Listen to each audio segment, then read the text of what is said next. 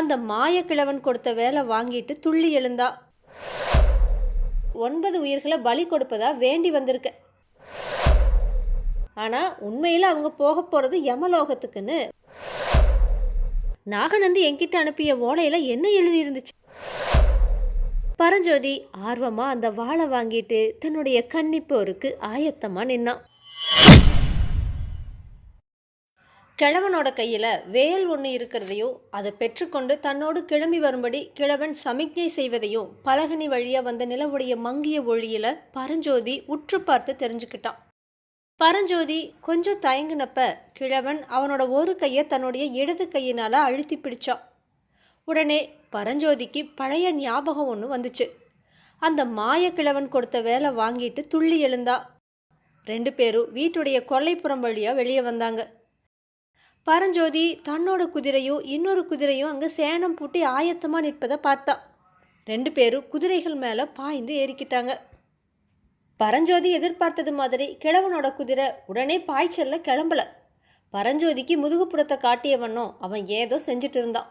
அதனால் பரஞ்சோதியும் தன்னோட குதிரையை இழுத்து பிடிக்க வேண்டியதாக போயிடுச்சு. தாமதம் செஞ்சிட்டு இருந்த கிழவன் நடுவில், தம்பி என்னை யாருன்னு தெரியுதா அப்படின்னு கேட்டான். தாடியை பார்த்து முதல்ல ஏமாந்து தான் போனேன். கையை பிடிச்சு அழுத்தியதும் தான் தெரிஞ்சது. பிசாசுக்கு பயப்படாத சூரர் வஜ்ரபாகு தாங்கள் தானே அப்படின்னு சொன்னான் பரஞ்சோதி. உரத்த சத்தத்தோடு சிரிச்சுக்கிட்டு கிழவன் திரும்பினப்ப அவன் முகத்திலிருந்து நரைத்த தாடியை காணலை. தாடி நீங்கிய முகம் வீரன் வஜ்ரபாகுவுடைய முகமாக காட்சியளிச்சுது. யோசிச்சு சொல்லு அப்பனே, என் கூட வரதுக்கு உனக்கு சம்மதமா அப்படின்னு வஜ்ரபாகு கேட்டான். பரஞ்சோதி அதுக்கு, எனக்கு வர சம்மதந்தா, உங்களுக்கு தான் இங்கிருந்து போகிற உத்தேசம் இல்லை போல இருக்குது அப்படின்னு சொன்னான். ஏன் அப்படி சொல்லுறேன்னு வஜ்ரபாகு கேட்டான். பின்ன இப்படி சத்தம் போட்டு பேசுகிறீங்களே, அவங்க விழிச்சிக்க மாட்டாங்களா அப்படின்னு பரஞ்சோதி கேட்டான். அட, அவங்கள எழுப்புறதுக்காகத்தான் நான் இப்படி சத்தமாகவே பேசுகிறேன்.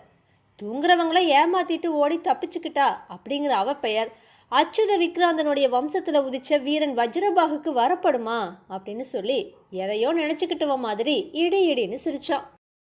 இதுக்குள்ள வீட்டு வாசல்ல காவல்ல இருந்த வீரன் குதிரைகளுடைய காலடி சத்தத்தையும் பேச்சு குரலையும் கேட்டு வீட்டை சுற்றி கொல்லப்புறமா வந்து பார்த்தான். 2 பேரும் குதிரை மேலே ஏறி கிளம்பிட்டு இருக்கிறத அவன் பார்த்துட்டு ஓ அப்படிங்கிற கூச்சலோடு வீட்டுக்குள்ளே ஓடுனான். உடனே அந்த வீட்டுக்குள்ளே வீரர்கள் ஒருவரை ஒருவர் எழுப்புற சத்தமும், என்ன என்ன அப்படின்னு கேட்குற சத்தமும், மோசம் தப்பி ஓடுறாங்க அப்படிங்கிற கூக்குரலும் ஒரே குழப்பமாக எழுந்துச்சு. வஜ்ரபாகுவும் பரஞ்சோதியும் ஏறி இருந்த குதிரைகள் முதல் நாள் வந்த பாதையில் திரும்பி போக தொடங்குச்சு. ஆனால் வஜ்ரபாகு குதிரையை வேணுக்குன்னே இழுத்து பிடிச்சு அதோட வேகத்தை குறைத்ததோடு அங்கங்கே நின்று போனான். எதுக்காக இந்த தாமதம்னு பரஞ்சோதி கேட்டப்ப, சலுக்கர்கள் நம்ம வந்து பிடிக்கிறதுக்கு அவகாசம் கொடுக்க வேண்டாமா, அவங்க வழி தப்பி வேற எங்கேயாச்சும் தொலைஞ்சு போயிட்டா அப்படின்னு வஜ்ரபாகு சொன்னான். போனா என்னன்னு பரஞ்சோதி கேட்டான். இந்த இடத்துக்கு கொஞ்சம் தூரத்தில் ஒரு மலை கணவாய் இருக்கிறது இல்லையா, அந்த கணவாயில் துர்காதேவி கோயில் ஒன்று இருக்குது. நேற்றுக்கு வரப்ப நீ அதை கவனிச்சியா? இல்லை, நீ எங்கே கவனிக்க போகிற? உன்னோட கவனமெல்லாம் ஒருவேளை திருவெண்காட்டு கிராமத்தில் இருந்திருக்கும் அப்படின்னு வஜ்ரபாகு சொன்னான். என்ன சொன்னீங்கன்னு பரஞ்சோதி கேட்டான். அந்த துர்க்கையம்மன் கோயில் வழியாக நான் நேற்றுக்கு வந்தப்ப இன்னைக்கு சூரியோதய சமயத்தில் அம்மனுக்கு 9 உயிர்களை பலி கொடுப்பதா வேண்டி வந்திருக்க. இவங்க வேற வழியில் போயிட்டா என்னோட வேண்டுதலை நிறைவேற்ற முடியாது இல்லையா அப்படின்னு வஜ்ரபாகு சொன்னான். ஆனால் வஜ்ரபாகுவுடைய வார்த்தைகள் பரஞ்சோதியுடைய செவியில் விழுந்தனவாயினும் அவனுடைய மனத்தில் பதியலை. பெரிய ஒரு வியப்பு அவனுடைய உள்ளத்தில் குடிகொண்டிருந்துச்சு. திருச்செங்காட்டாங்குடியிலிருந்து அவன் கிளம்பியதிலிருந்து எத்தனையோ அதிசய சம்பவங்களை பார்த்துருக்கான். இவ்வளவிலும் இடையிடையே அவனுடைய மனமானது திருவெண்காட்டுக்கு போய் வந்துட்டு இருந்துச்சு. ஆனால் அந்த விஷயம் இந்த வேஷதாரி வஜ்ரபாகுக்கு எப்படி தெரிஞ்சுது அப்படின்னு நினச்சி பரஞ்சோதி ஆச்சரிய கடலில் மூழ்கினான். பலன்னு பொழுது விடிகிற தருணத்தில் வஜ்ரபாகுவும் பரஞ்சோதியும் ஒரு மலை கணவாயை அடைஞ்சாங்க. அவங்க இதுகாரும் வந்த பாதையானது அங்கே குறுகி இருபுறமும் செங்குத்தா ஓங்கி வளர்ந்த பாறை சுவர்களின் வழியாக போச்சு. கணவாயை தாண்டியதோ ஒரு பக்கம் மட்டும் பாறை சுவர் உயர்ந்து இன்னொரு பக்கம் அகல பாதாளமான பள்ளத்தாக்கா தென்பட்டுச்சு. இந்த இடத்துக்கு வந்ததோ வஜ்ரபாகு தன்னோட குதிரையை நிறுத்தினா. பரஞ்சோதியையும் நிறுத்தும்படி செஞ்சா. காலை நேரத்தில் குளிர்ந்த இளங்காற்று மலை கணவாய் வழியாக ஜிலு ஜிலுன்னு வந்துச்சு. பட்சிகளுடைய மனோகரமான குரலொலிகளோடு தூரத்தில் குதிரைகள் வரும் காலடி சத்தம் டக் டக் டக் டக்குன்னு கேட்டுச்சு. தம்பி, உன்னை மறுபடியும் கேட்குற, அந்த சளுக்க வீரர்கள் வரதுக்குள்ளே தீர்மானமாக சொல்லு.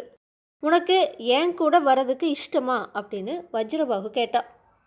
அதுதான் உங்க கூட வந்துட்டனே, இனிமே திரும்பி போக முடியுமான்னு பரஞ்சோதி கேட்டா. உனக்கு இஷ்டம் இல்லைன்னா இப்போ கூட நீ திரும்பி போய் அவங்க கூட சேர்ந்துக்கலான்னு வஜ்ரபாகு சொன்னான். சேர்ந்துட்டு அப்படின்னு பரஞ்சோதி கேட்டா. சேர்ந்துட்டு அவங்க போகிற இடத்துக்கு நீயும் போகலான்னு வஜ்ரபாகு சொன்னான்.